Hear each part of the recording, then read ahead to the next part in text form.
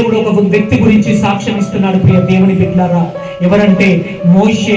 నా ఇల్లంతటిలో ఆయన నమ్మకంగా ఉన్నాడని సాక్ష్యం ఇస్తున్నాడు ప్రియ దేవుని బిడ్డలారా. ఈ రోజు మీ గురించి ఎవరైనా సరైన సాక్ష్యం చెప్పగలుగుతున్నారా?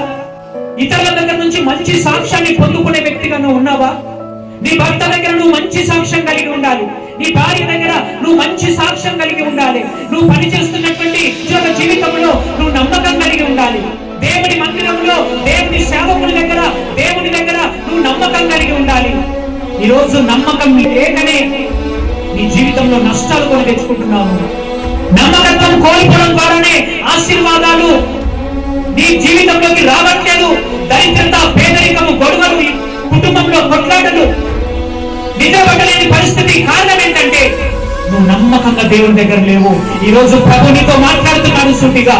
నువ్వు కోల్పోయిన నమ్మకాన్ని మరలా నువ్వు కలిగి ఉండి, నువ్వు పశ్చాత్తాపం కలిగి నువ్వు దేవుని సన్నిధిలోకి నువ్వు నిజమైన మనస్సాక్షితో, నిజమైన పశ్చాత్తాపముతో దేవుని మందిరంలో నువ్వు తీర్మానం చేసుకున్నట్లయితే మూయబడ్డ ద్వారాలు ప్రభు నీ కొరకు తెరవబోతున్నాడు యేసు నామములో. హల్లెలూయా.